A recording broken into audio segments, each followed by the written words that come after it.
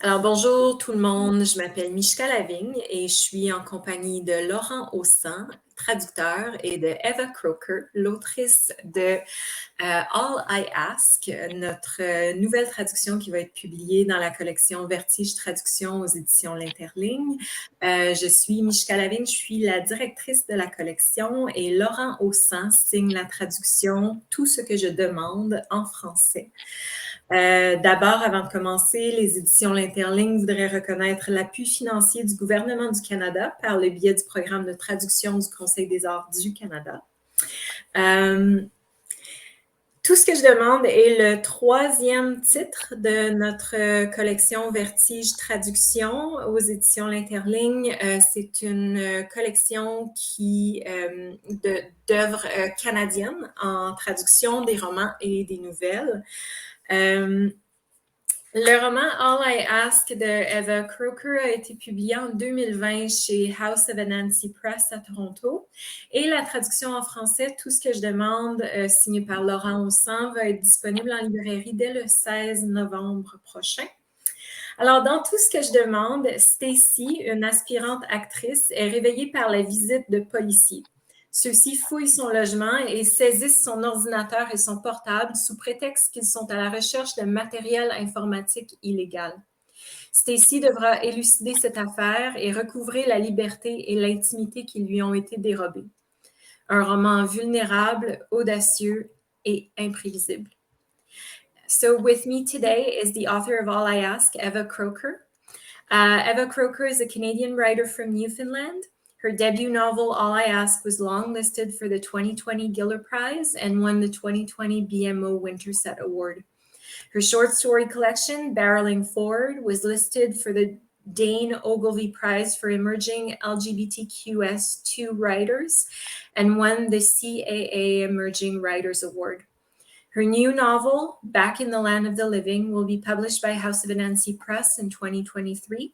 She is a PhD student in Concordia University's Interdisciplinary Humanities program, where she is researching visual arts from Newfoundland. Laurent Haussan est un traducteur agrégé qui habite dans la région d'Ottawa-Gatineau avec son conjoint et son chat. Après une formation en enseignement du français, il a étudié la traduction à l'Université du Québec en Outaouais sous l'égide de la professeure Madeleine Stratford, poète et traductrice littéraire. Dans le cadre de ses études de maîtrise, il traduit la poésie d'auteurs trans et queer et s'est intéressé à la traduction située et menée en collaboration avec les personnes marginalisées en raison de leur genre ou de leur sexualité. Il a également contribué à des recherches universitaires sur la traduction féministe, l'expression du genre dans la langue française et les choix traductifs qui s'y rattachent. Avant de travailler dans la fonction publique fédérale, il a collaboré à des campagnes sur la santé sexuelle, à des projets de recherche pan-canadiens sur le VIH et à des publications scientifiques sur la gestation pour autrui. L'engagé enthousiaste, il œuvre à exprimer de nouvelles possibilités dans sa langue maternelle et à amplifier la voix d'auteurs émergents qui partagent ses valeurs de justice sociale et d'inclusion. Alors bonjour, vous deux, ça va bien? Bonjour. Oui. So my first question is going to be for you, Eva. Your inspiration for this book, For All I Ask, comes from a situation that you've lived through. Can you tell us a little bit more about this? And do you think Stacy, the main character of All I Ask, is a little bit like you? Sure. So it's a fictionalized account of an incident that happened to me in 2017. A group of police officers stormed into my house and told me I was under arrest for transmission of child pornography, which was not the case. It was due to a series of errors on their part. And it was an incident that I'm sure would have been a lot more dangerous if I were not a cis white woman. But it was still really disturbing. So in this kind of fictionalized account, the book is mostly about the aftermath of what happens after that incident. And it's just sort of an investigation about privacy and how much of ourselves is really reflected in our digital mirror image. And it's also a bit of a queer love story. So there's some happy stuff in there too. Yeah. And there is too the sense that Ava is trying to kind of find her voice, or find this kind of inner strength that she needs to confront what happened to her as well. So is there something that's kind of liberating in that sense of creating a character that kind of regains her strength? Mm-hmm. Yeah, I think that's a great way of describing it. Stacy, not Eva. And we're not really the same person. You know, it is a fictional account, and it's based on that incident that really happened. And more than being about me or even that incident, I also really wanted it to be about St. John's at that moment, when there was a lot of kind of coming together to protest austerity measures and the dam at Muskrat Falls, and just sort of the energy in the city at that time, which was a mixture of doom and also the kind of hopefulness that comes from people gathering in that way and speaking out against something. Yeah, absolutely. And it is, I feel it's kind of it's not, you can't say that this is like a love letter to St. John's, the city, but I feel like it is a love letter to the community that is part of St. John's, that is, yes, protesting against austerity measures, protesting against the government, protesting against police, and that community that you build as part of activism, which is very interesting.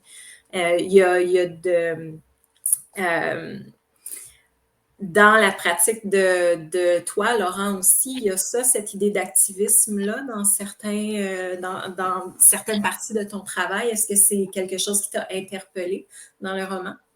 Oui, a priori, quand tu m'en as parlé la première fois, moi, c'est ça qui m'a accroché. Cet aspect-là, on parle du personnage toujours, là, Stacy, là, qui est jeune, qui est queer, qui est bien de son temps. Là, puis c'est venu me chercher. Mais ouais, c'est ça. Pour moi, ça a été comme un processus. Le processus de traduction, ça a été un processus d'immersion surtout. Parce que je trouvais que c'était un récit foisonnant. Là, il y a vraiment beaucoup d'événements, mais c'est à travers tous ces événements-là qu'on apprend à connaître Stacy, parce que je trouvais que c'était pas un personnage qui se définit elle-même. Elle ne se colle pas d'étiquette. Elle n'a pas de discours sur son identité. Là, donc, les catégories identitaires, c'est pas son truc, là, de ce que j'ai senti. Donc, c'est vraiment de la découvrir au fil de ses expériences. Puis, c'est ça, je dirais, c'est un personnage queer par cumul d'expériences queer et non par revendication identitaire. OK, oui. Puis, pour toi, comment ça s'est passé, le processus de traduction du roman? Tu as rencontré des difficultés, des défis particuliers, des choses qui sont venues te chercher? Oui, moi, j'ai vraiment voulu faire comme une immersion dans son univers, puis pour bien la comprendre. Puis, j'ai trouvé ça... il y a plusieurs trucs que j'ai trouvé intéressants, mais entre autres que son vécu queer se traduisait d'une façon différente du mien. Je dirais que ça fait maintenant à peu près 20 ans que je fréquente des milieux queer, puis j'ai vu comme une certaine évolution dans la façon dont ça s'est vécu. Puis, tu sais, dans mon cas, au début des années 2000, on était très contents d'avoir comme des catégories identitaires qu'on pouvait revendiquer pour se retrouver entre nous, puis tout ça. Par rapport aux générations précédentes où il n'y avait même pas ce luxe-là là, d'avoir comme des termes puis des réseaux. Puis je trouvais qu'avec Stacy, on allait comme chercher une nouvelle génération de jeunes queer. C'est comme si on transcendait les catégories puis les étiquettes. Puis sans tout le gâcher, là, mais tu sais, il y a la fameuse scène dans l'auto avec sa mère parce qu'elle lui annonce que Chris va venir au party de Noël. Puis là, bon, il y a toute la discussion de est-ce que tu m'annonces que tu es lesbienne? C'est quoi qui se passe? Puis, tu sais, cette espèce de rejet des catégories puis des étiquettes figées. J'ai trouvé ça tellement intéressant. Puis je trouvais que c'était le reflet d'une génération queer qui vient après moi, mais que je trouve tellement je trouve tellement intéressant, puis tellement... je suis content qu'on soit rendu là. Ouais. Oui, absolument. So question for you both. Was there an aspect of collaboration between the two of you during the translation process? And do you feel like this brought the translation further? Donc, est-ce qu'il y a eu un processus de collaboration pendant la traduction du roman? Est-ce que ça a amené les choses plus loin? Est-ce qu'il y a eu des discussions, tout ça? Je sais pas, Eva, do you want to start, or? I actually froze for a moment, so I missed the end of the question there.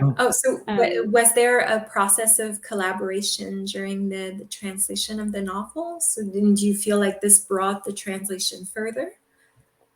Well, I wanted to say first that it's really exciting to hear you talk about it today, Laurent, and I feel just touched to get to hear someone who's read the book so closely talk about it in that way, and your analysis for me. I really appreciate it. We lost you for a little bit, Eva. Je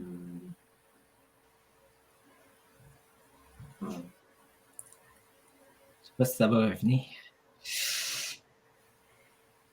Je vais... Oh, bonjour. You're back. We lost you for a little bit. Okay. I was just saying how much I appreciated hearing Laurent talk about the book and how closely they've read it, and it's very meaningful for me. And there is that closeness to the text that happens when you're translating too, where there's, you're reading each word and everything is so detailed.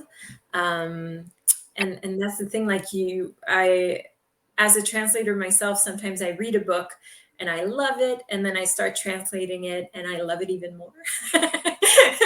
Just because of that proximity and because of those moments where you're like, oh, this sentence is just beautiful. Donc, est-ce qu'il y a eu un processus de collaboration au courant de la traduction, du travail entre vous deux? Ben, je peux peut-être... Oui. Je sais pas si Eva va s'en souvenir, mais à un moment donné, je lui ai envoyé un courriel avec une liste de personnages. Puis j'ai demandé, quand tu écrivais ton roman, est-ce que tu avais en tête un genre pour ces personnes-là? Parce que, comme on le sait, l'anglais, ça nous permet des fois de parler de personnes sans les genrer, parfois de façon volontaire, parfois accidentellement. Puis, dans une volonté de me rapprocher le plus possible de la vision d'Eva, j'ai voulu savoir si elle, quand elle écrivait, elle avait un genre en tête pour ces personnes-là. C'est sûr que comme lecteur, puis comme traducteur aussi, quand on est dans l'histoire, on s'imagine, on visualise tout ce qui se passe, puis consciemment ou pas, on va attribuer un genre, puis des fois, ça peut juste être une façon dont nos préjugés ou nos a priori vont ressortir à ce moment-là. Puis c'est quelque chose que j'avais comme une espèce de sensibilité que j'avais développée, puis en tout cas, là, maintenant, je suis comme plus capable de m'en sortir. Il faut que j'aille au fond des choses. Puis là, je me suis dit, je vais demander à Eva, je vais avoir le fond de l'histoire. Puis je m'étais préparé mentalement. Je me suis dit, là, je cours après le trouble. Elle va peut-être me répondre son nom genré, puis c'est voulu. Ouais. Le docteur à l'hôpital, l'infirmière à l'hôpital. On va dire le docteur, l'infirmière. Tu vois comme... puis, ben, c'est ça. J'ai envoyé une liste, puis elle a eu la gentillesse de répondre en détail, puis ça a été très apprécié d'ailleurs, merci. Puis, heureusement, je veux dire, heureusement pour moi, en tant que traducteur, c'était des personnages qui avaient un genre. Donc, mais je m'étais préparé à me dire ça. C'est peut-être des personnes non-binaires, je vais sortir mes stratégies. Ouais, il y avait Frankie qui était non-binaire, mais ça, c'était explicite, là, mais ouais. Donc, ouais, c'est ça, ça a été un peu ça, notre collaboration. Oui. Puis en gros, moi, c'est une des raisons pour lesquelles je suis allée chercher Laurent pour cette traduction-là. C'était justement ces aspects-là de la non-binarité, de la culture queer qui sont difficiles à traduire en français dans cette espèce de langue très binaire qu'on a avec le français, avec les langues latines en général. Ça complique les choses à certains niveaux. Puis, vraiment, Laurent a fait un travail exceptionnel là-dessus. Puis, je suis très contente de voir que ces personnages-là vont pouvoir, vont pouvoir vivre leur vie queer dans le roman et présenter de la plus belle façon possible. Donc, ça me fait grandement plaisir. Question for Ava. So, oftentimes when someone is being translated, you can kind of gain a new perspective on your work, and especially because the translations sometimes happen, like in this case, 2 years after the first publication of the novel, probably a few more years since you actually wrote it. So did you gain anything new from questions, from discussions, or from these moments where your translator is reaching out to you and asking your thoughts on things, etc.? So did you gain a new perspective on your work through this process? Yeah, I really appreciated that email, Laurent, and it made me think. First of all, I felt like, oh, this is somebody who is concerned about gender, and that it feels good from the beginning going into it. But also, some of those characters I hadn't really specifically thought about their gender until you asked, and then I also had to confront my own biases and what, for example, the scene with the doctor, it does feel different depending on the doctor's gender to some degree, or does it? All of this was going through my head as I was thinking about those questions. So I think that's very valuable for the writing process in general, for interrogating writing even a first draft kind of thing. Absolutely. Yeah. Question pour Laurent. Tu es aussi traducteur pour la fonction publique fédérale. J'imagine que ce travail-là, c'est très différent du travail d'un traducteur littéraire, mais est-ce que tu trouves que ça peut parfois être complémentaire aussi? C'est sûr. Je veux dire, c'est sûr que, bon, tu sais, on reste toujours dans la traduction, là, il y a des liens de parenté quand même, mais je dirais que ce que la traduction littéraire me fait faire davantage, c'est de mettre à la place de l'autre, puis de me l'imaginer, puis le ressentir jusqu'à un certain point, ce que je fais un petit peu moins dans mon travail de tous les jours. Mais en même temps, tu vois, je pensais à ça, puis je me disais, tu sais, quand parfois je dois traduire des textes politiques ou des citations de politiciens avec lesquels je ne suis pas nécessairement d'accord. Et tu sais, c'est pas un exercice qui est facile. Puis à quelque part, je trouve que ça se rejoint tellement, cette espèce de... J'ai envie d'appeler ça une éthique de la traduction, d'être capable de se mettre à la place de l'autre puis d'être le plus fidèle possible, même si c'est pas ce qu'on soi-même on a vécu ou ressenti ou c'est pas notre propre expérience, mais à quelque part, c'est le même exercice. Oui, OK. And question for both of you. So, what are you working on these days? Sur quoi vous travaillez en ce moment? So I know, Ava, you've got a new novel coming out soon. Is that finished? Almost finished. It's going through the copy edit now, and it's going to come out next fall. I just got to see the cover, so I'm feeling really excited about it. And also just I'm teaching a queer art history course at Concordia right now, which is really fun. Yeah. So what about you, Laurent? Oh! Je suis très occupée ces temps-ci, mais je dirais que c'est mon travail régulier, disons. Depuis la pandémie, c'est devenu un peu le chaos. Là. Mais je prends une petite pause là, de projet à côté là, parce que franchement, mon monde horaire est très rempli. And can you tell us a little bit more about this novel coming out, Eva? Or is it all secret? It's not a secret, but I think I am still figuring out how to talk about it. It feels like it just kind of came out, and I'm still in the process of understanding exactly what it is all about at some level. But it's set in Montreal, which is really different for me because in my other work, place is so important, and Newfoundland in particular is so important.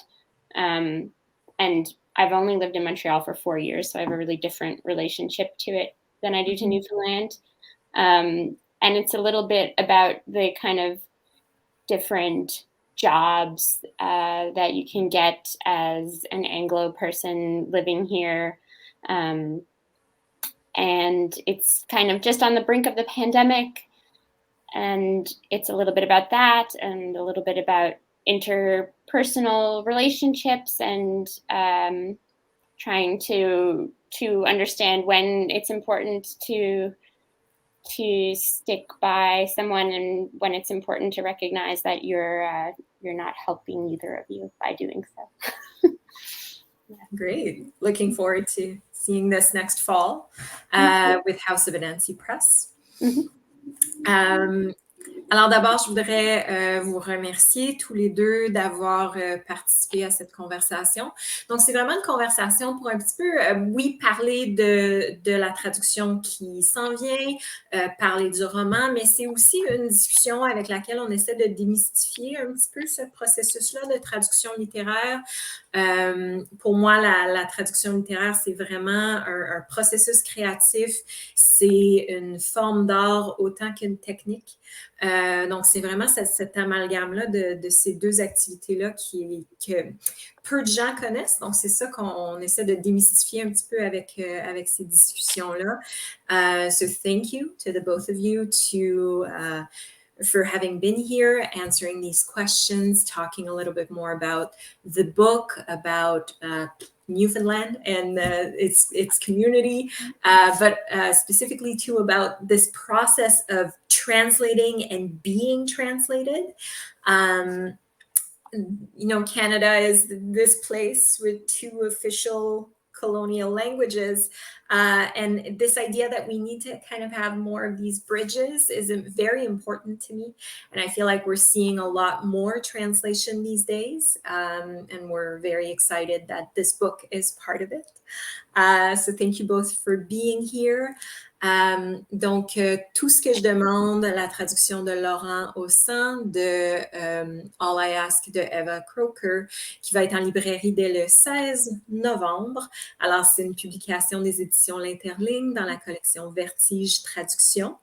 Je voudrais encore une fois remercier le Conseil des arts du Canada et le programme de traduction de supporter la promotion de cette traduction qui va être en librairie bientôt.